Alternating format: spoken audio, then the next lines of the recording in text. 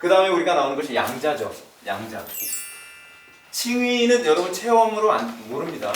내가 칭의되는지 아는지 몰라요. 갑자기 하나님께서 너는 의롭게 돼. 다음. 그러지 않아요. 네. 네. 우리는 전혀 못 느낍니다. 이건 하나님의 주권적 선포거든요. 그리고 그 다음에 양자. 그러니까 체험으로 나오는 것은 뭐냐면 칭의된 다음에는 여러분 어때요? 나의 삶 속에서 칭의된 자로서 하나님과의 관계 안에서 내가 칭의됨을 확신할 수 있죠. 그런 식으로 칭의됨을 확인하는 겁니다.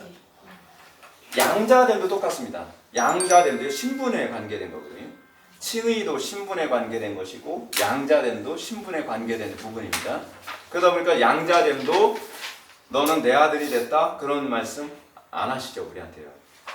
뭐 예수님한테는 뭐 갑자기 하늘에서 소리가 들리는데 우리한테 그렇게 소리 안 들려요. 근데 우리가 양자됐다는 걸 뭐로 알 수 있냐면 아들처럼 대우하심.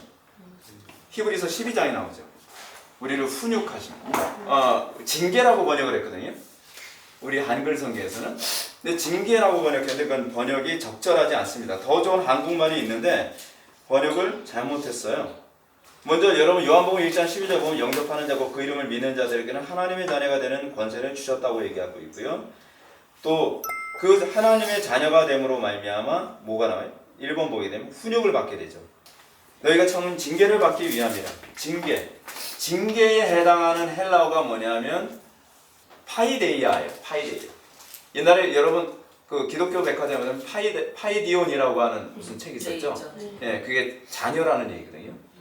그게 온이 붙게 되면 이제 남성 명사예요. 오스가 남성 명사구나. 파이데이 온에서 파생된 건데 파이데이아예거든요. 여기 그러니까 징계가 아니라 훈육이에요. 훈육.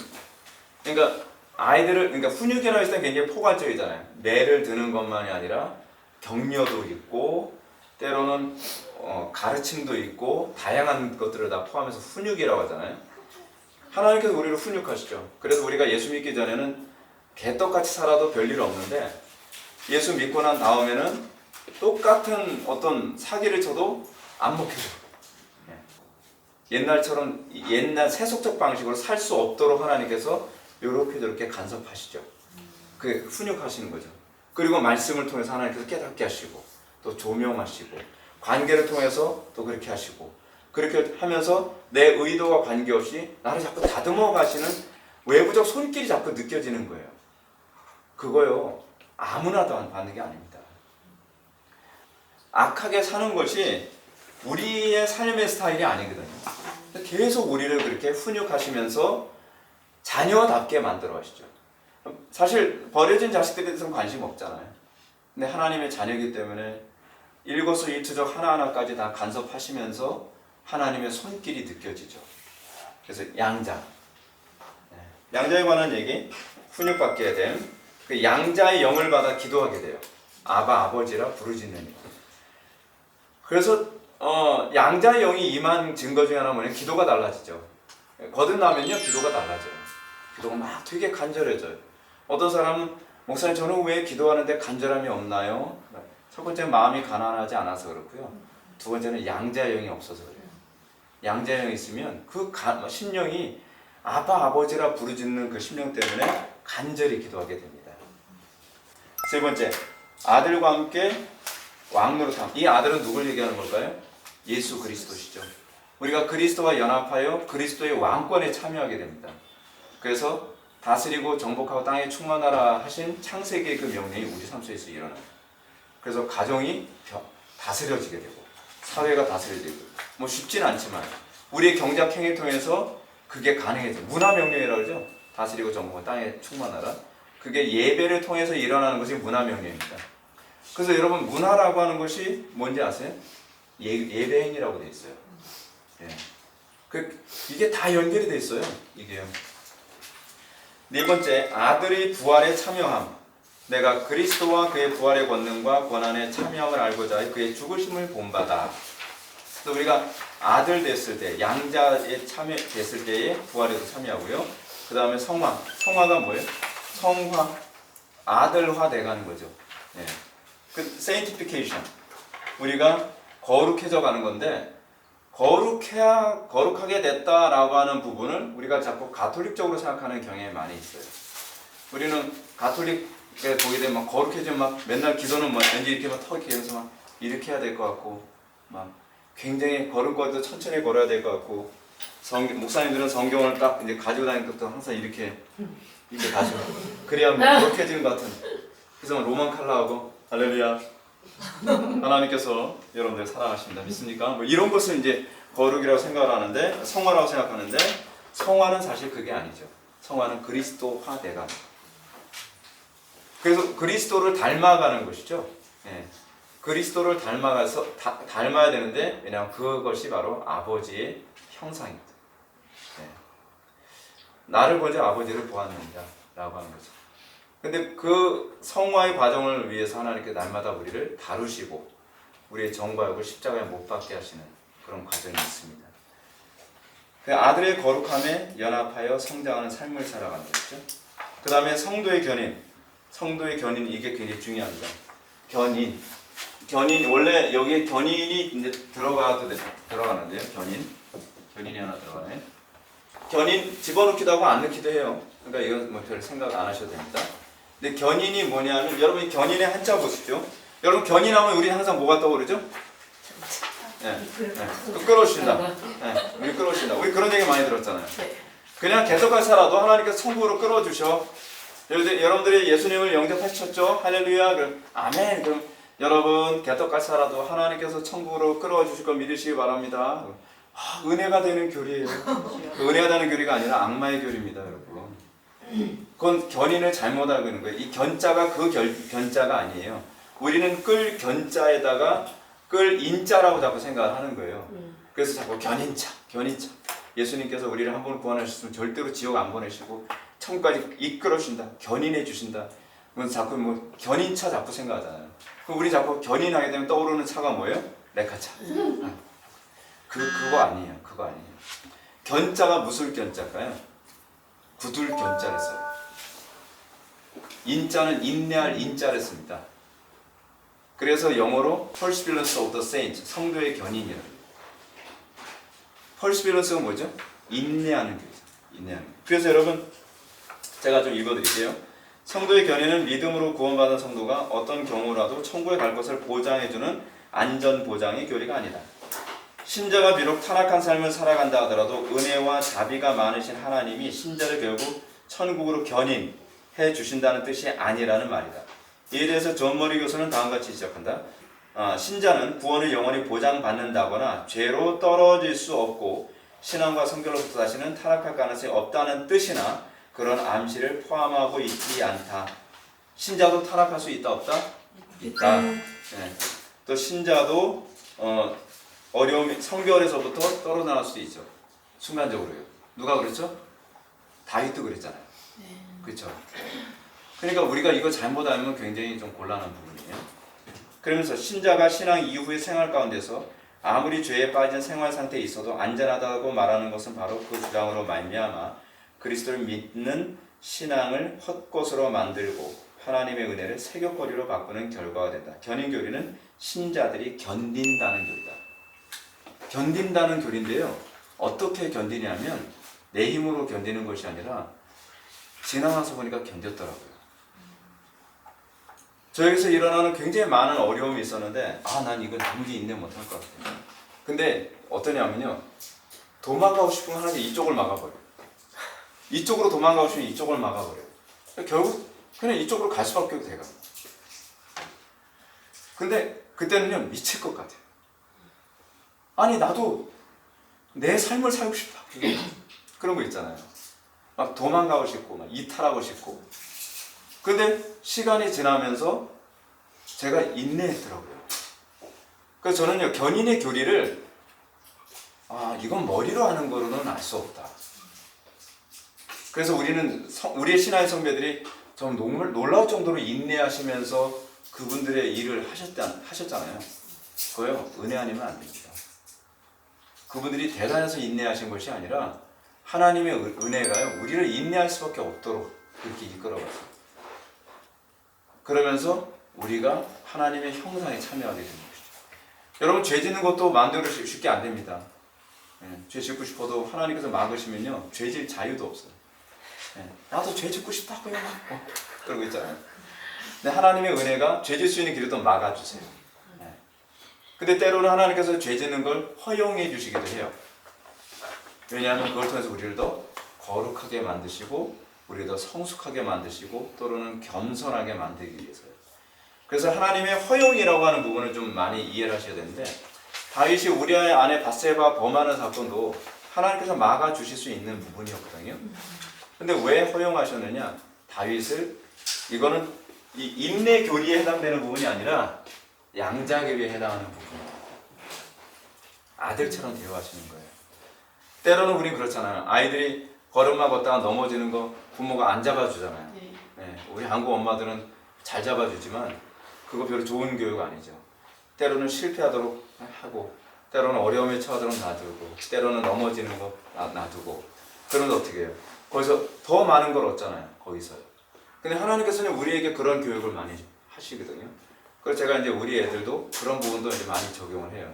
그래서 실패도 공부야. 실패도 해봐야지. 넘어져 봐야지. 때로는 여기서 실패하면서 더 많은 걸 얻기도 하지. 성공해서 얻는 것보다 실패해서 얻는 게 더 많거든요. 제가 최근에 어떤 연예인이 이런 얘기를 하더라고요. 실패를 두려워하는 사람은 성공을 해볼 수가 없다. 끊임없이 도전을 하는 사람만 실패를 할 수 있다. 그러나 도전을 하더라도 그 도전할 때 실패할 것을 염두에 두고 도전하는 사람은 결코 교훈을 얻지 못한다. 최선을 다해서 성공하겠다라고 했다가 실패했을 경우에는 내가 뭐 때문에 실패했는지를 답을 찾는다는 거예요. 근데 최선을 안 해본 사람은 실패할 줄 알았어. 그럼 또 실패하고 또 실패하고 그런다는 거예요. 근데 실패할 걸 생각을 하지 않고 어떻게 하든지 이걸 해내겠다라고 하는 마음으로 이 일에 도전한 사람은요, 내가 왜 실패할 수밖에 없었는지를 찾아낸다는 거예요. 적절하죠. 그러니까 하나님께서 우리를 교육하시는 방식이거든요. 견인교리는 견딘다는 겁니다. 그러나 하나님께서 여러분들을 견디게 해주실 겁니다. 아멘. 두려워하지 마십시오. 그래서 여러분 성령의 열매 중에 하나가 뭐예요? 오래 참음이 있죠. 오래 참음. 여러분들 목사님 저는 기지상 저는 오래 참는 성격이 못 되는데 걱정하지 마십시오. 저 같은 사람도 오래 참고 있습니다. 전 진짜 기지상 오래 잘 못 참는 스타일이거든요. 근데 하나님께서 하게 하시더라고요. 저 같은 사람한테 좀 위로를 주시는 것 같아요. 아멘 하지 마세요. 일곱 번째가 그리스도와의 연합입니다. 연합, 여기에 이제 견인과 영화 사이에 여기 연합이 있어요. 제가 아까 말씀드렸던 것처럼 하나님의 백성들이 구속의 실제적인 참여자들이 될 때, 즉 그들이 그리스도 안에서 새롭게 지음을 받을 때 이 사건은 그리스도와의 연합과 분리해서 생각될 수 없습니다. 그리스도와의 연합을 우리가 이해하는 몇 가지 관점. 연합의 기본 원칙이 뭐냐면 거듭남, 다시 태어남을 기초로 해야만 합니다. 거듭나지 않은 사람한테 연합을 강요할 수 없습니다. 이건 마치 무엇이냐면 결혼하지 않은 사람들이 서로 닮기를 바란다는 것은 우리가 요구할 수 없는 거죠. 결혼한 사람들에게만 허용되어지는 영역이 있잖아요. 그렇죠? 그래서 결혼이라고 하는 이 과정을 통해서 연합이라는 것이 시작되는 것처럼 하나님 그리스도와 우리의 관계 안에서도 우리가 성령으로 거듭난 이후에 소위 연합이라고 하는 것이 가능해져 가는 것이죠. 자, 이 연합의 이루는 기본적인 원리는 옛 아담과 마지막 아담이신 그리스도와의 이 어떤 원리가 굉장히 동일합니다. 바울은 그 원리를 아담 안에서 모든 사람이 죽은 것 같이 그리스도 안에서 모든 사람이 삶을 얻으리라 라고 얘기합니다. 여러분 우리는요 어떻게 연합됐냐면 우리가 예수 믿기 전에는 우리는 옛 아담과 연합한 상태였습니다. 그래서 옛 아담과 연합하면서 우리는 굉장히 많은 안 좋은 혜택을 받으면서 우리 살아가게 됐죠. 태어날 때서부터. 자, 우리가 이 연합이라는 관점이 신분이라는 관점에서 굉장히 많이 나타나는데 조선시대 때 어떤 사람이 노비로 태어났습니다. 부모를 노비로 뒀어요. 그래서 태어났더니 자기가 원치도 않는데 자기 신분이 노비예요. 그렇죠? 이 신분에 관한 개념이 사실은 우리가 태어나자마자 우리가 갖게 된 신분이 뭐였죠? 죄인이죠. 죄인의 신분인 이유가 뭐냐면 우리가 옛 아담으로부터 태어났기 때문이에요.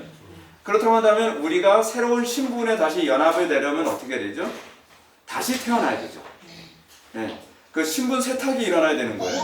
근데 신분 세탁이 어떻게 일어나냐면 그리스도 안에서 다시 태어남으로 말미암아 예수 그리스도의 신분을 우리가 소유하게 되는 거죠. 그래서 이 신분과 관련해서 전가라는 교리가 나오게 됩니다.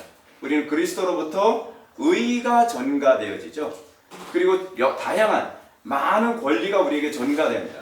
노비로 태어난 사람이 자기가 원하든 원치 않든 노비의 삶을 살 수밖에 없는 것처럼 자기 의지와 관계없죠. 그래서 우리가 옛 아담에서 태어났을 때는 우리가 원치 않는데 우리 자꾸 죄를 져요. 여러분 애들은요 정말 죄 짓는데 타고났습니다. 애들이 어느 정도 타고났냐면요 야단을 딱 치잖아요 못 들은 채. 이걸 어디서 배웠지? 근데 그냥 본능처럼 알아요. 본능처럼 얼굴 딱 잡고 똑바로 봐 하다가 막 때렸어요. 막 울어요. 그게 왜 그러냐면 죄인 중에 괴수가 태어났죠. 어쩔 수 없어요. 네, 어쩔 수 없어요. 네. 그래서 제가 이제 아이들을 그 자녀 교육할 때 기본적으로 꼭 가르치는 게 뭐냐면 반드시 고집을 꺾어라. 고집을 꺾지 않으면요 홈스쿨링 못합니다. 대부분 홈스쿨링 하다가 엄마 아빠들이 대부분 손발 다 들어요. 전 더 이상 홈스쿨링 못하겠어요. 그러면 이유를 제가 알죠. 애들이 잘 말을 안 듣죠. 네. 어렸을 때 뭐가 안 됐어요? 고집 꺾는 교육이 안 된 거예요. 고집을 꺾을 때에 그 다음에 교육이 가능해집니다. 그래서 옛 아담으로부터 태어나게 되면 옛 아담으로서의 성질이라든지 그런 거 모든 걸 다 받죠. 그래서 우리가 새로운 성품에 참여하려면 우리는 거듭나야 돼요. 그리스도로부터 다시 태어나야 되죠. 위로부터 다시 태어나야만 합니다. 그래서 그리스도와 연합해서 그리스도의 신분, 그리스도의 성품, 지식에까지 새로워지느니라. 진짜 전인격적으로 달라져요. 전인격적으로. 네. 그리고 두 번째 연합은요, 갱신의 개념입니다. 갱신이 이게 사실은 종말론을 이해하는 중요한 소스예요. 천년왕국설 많이 들으셨죠? 네. 천년왕국설 들으면서 우리는 이렇게 생각합니다. 새 하늘과 새 땅이라고 했을 때 새 하늘과 새 땅이 우리가 살던 이 세상 싹 다 없어지고 새로운 땅과 새로운 하늘이 만들어진다고 생각하잖아요. 그렇게 우리는 많이 듣곤 합니다. 그 개념이 아니에요. 성경의 창세기서부터 요한계시록의 전체 개념이 뭐냐면요, 다 갱신의 개념이에요.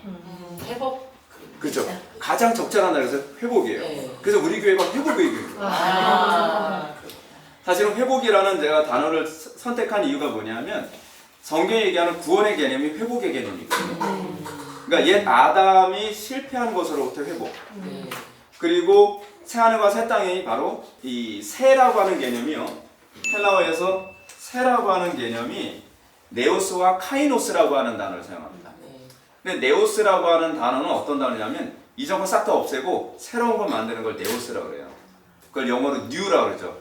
그리고 또 하나가 뭐냐면 카이노스거든요. 카이노스를 우리는 한국말로 뭐라고 번역하냐면 갱신이라고 번역합니다. 갱신이라고 하는 것은 기존의 것이 파괴되어지고 망가진 걸 다시 복원하는 거예요. 그래서 우리가 갱신의 개념이에요. 우리가 예수 믿고 거듭났다고 해서 우리가 완전히 딴 사람 되는 거 아니잖아요. 어느 날 교회 가서 예수 믿고 딱 왔더니 완전히 딴 사람이 돼서 온 거예요. 이렇게 나 딴 사람 그러면 이상하잖아요. 근데 성경에서 보면 그냥 딴 사람이 아니라 갱신된 사람이에요. 갱신된 사람인데 이전과 달라요. 이전 것을 지났으니 뭐라 새 것이 되었도다. 카이노스죠. 카이노스. 갱신된 피조물이 된 거예요. 갱신된 피조물. 그래서 새하늘과 새 땅도요 카이노스라고 했어요. 새가 카이노스예요. 그래서 우리가 디모데 후서인가요? 거기 보면 만물이 다 두루마리처럼 다 말리고 그리고 다 녹아 없어지고 막 그렇게 얘기하는데요. 그게 사실은 이전에 모든 것이 다 없어진 것이 아니라 하나님께서 창조하신 이 피조물이 다시 갱신되어져서 하나님께서 본래 의도하던 목적대로 완성되는 거예요. 그래서 역사는 요한계시록은요 하나님의 창조의 완성이지 하나님께서 창조하신 것이 실패해서 다 포기되어지고 새로 만드는 것이 아니에요. 그러면 누가 승리한 거예요? 사탄이 승리한 거죠. 파괴에 성공했으니까. 갱신의 개념입니다. 그래서 우리는 합일이 아니라 우리는 연합에 관한 관점으로 이해해야 되죠. 그래서 우리가 궁극적으로 그래서 목표로 하는 갱신에 관한 관점이 뭐냐면 예수님을 따르는 삶이 아니라 뭐예요? 옛 아담의 삶에서 떠나 새 아담의 삶을 얘기하죠. 그게 고린도전서 15장에서 얘기하는 그리스도의 또 다른 이름이잖아요. 마지막 아담. 왜 아담이라는 표현을 사용했을까요? 바울이 갱신이라는 개념이에요. 갱신이기 때문에 아담이라고 해요. 세 번째로 연합은요. 첫 아담에게 뜻하신 것, 즉 예배를 완성시키는 데 있어요. 하나님께서는 천지를 창조하셨을 때요. 천지 만물을 완성시키진 않으셨어요. 하나님께서 온 우주를 다 창조하시고 그리고 지구를 창조하시고 난 다음에 에덴 동산이라고 하는 특별한 공간을 만드시고 거기 하나님께서 아담과 하와를 그 동산에 있게 하셨죠. 그래서 뭐예요? 경작하게 하셨죠. 경작하게 하셔서 하나님께서 원하신 게 뭐냐? 생육하고 번성하고 땅에 충만하라. 그리고 나서 그들을 통해서 다스리고 정복하고 땅에 충만하라 얘기합니다. 그래서 하나님께서 우리들에게 요구하신 것이 뭐냐면요. 이게 구약에서 자주 나오는 얘기인데 경건한 세대를 얻게 하기. 우리가 자녀를 많이 낳는다고 했을 때 많이 낳는 목적이 뭐냐면 그냥 육신적인 자녀를 많이 낳는 것이 아니라 경건한 자녀들을 양성해내는 거예요. 그래서 가정 안에서 경건한 자녀를 많이 양산하고요. 전도를 통해서도 경건한 자녀를 많이 양산하고 교회 안에서 교육을 통해서 경건한 자녀를 많이 양산하는 거죠. 그럼 그 경건한 자녀는 뭐 하는 것이 경건한 자녀냐? 하나님 나라 경작하는. 그래서 아바드 얘기했었죠? 아바드. 아바드 뭐라고요? 예배. 구약에서 항상 예배라고 하는 단어는 항상 아바드를 사용합니다. 네, 아바드. 아바드를 통해서 여러분들 한번 볼까요? 창세기 2장 15절 말씀. 여호와 하나님이 그 사람을 이끌어 에덴 동산에 두어 그것이 뭐죠? 에덴 동산이죠. 에덴 동산을 이게 괜히 흥미로운 분이에요. 경작하며 지키게 하시고. 경작이 뭐라고요? 아바드. 근데 아바드라는 말이 어떤 말이냐? 봉사한다는 의미입니다. 원래. 그래서 갈이라고도 번역을 했잖아요. 봉사한다라고 할 때 이게 아바드예요. 그리고 또 하나는 뭐냐면 지키게 하시고. 지키게 하시고가 히브리어로 뭐냐면 샤마르예요. 샤마르.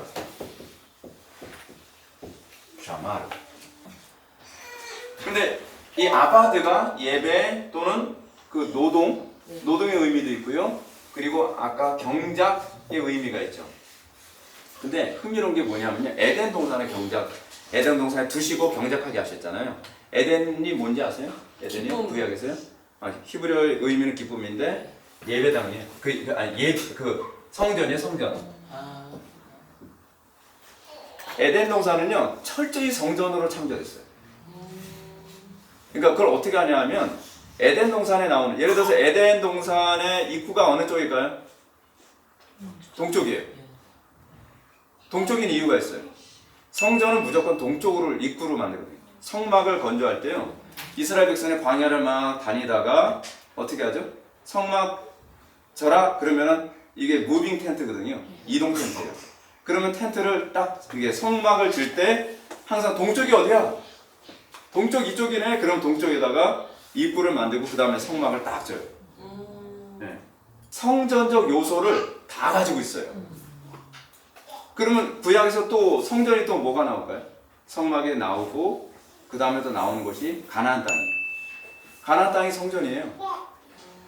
그럼 가나안 땅 들어갈 때 어느 쪽으로 들어갔을까요? 정동에서 들어갔어요. 그 이스라엘 백성들이 법궤 어깨 메고 요단강을 건넜잖아요. 요단강을 딱 건넜는데 왜 법궤를 맸을까요? 법궤에 천사가 있잖아요. 그룹들이 지키고 있는 곳이에요. 에덴의 입구는 그룹들이 지키고 있잖아요. 근데 이 법궤에는 그룹이 있잖아요. 그 법궤를 딱 메고서 발을 딱 디디니까 요단강이 쫙 잘라지는 거예요. 에덴 동산에 들어갈 입구가 열린 거예요. 그래서 동쪽으로 들어가게 하신 거예요. 하나님께서. 굳이 돌아서 가면 더 가까운 데가 있는데 요단으로 해서 또 그렇게 해가지고서 밟고 들어가게 하신 건 이게 신약에 관한 나중에 그 뭐죠? 성전에서 휘장이 찢어지는 것을 그대로 다시 여기서 보여주는 거예요. 거기 성전이라는 얘기거든요. 가나안 땅. 네. 그래서 그 성전에 들어가서 뭐 하죠? 거기서 경작을 하죠. 예배. 네, 결국 예배하는 거예요. 그들은 전쟁이라고 생각했는데요. 사실 그게 예배였던 거예요. 그래서 거기 들어가서 하나님께서 뭐 하라 했죠? 우상과 타파해라. 네. 그래서 우리는 봤을 때 왜 잔인하게 저렇게 사람들을 많이 죽이실까요? 라고 하는데 사람들을 죽이는 것이 아니라 그 신약의 예표이기 때문에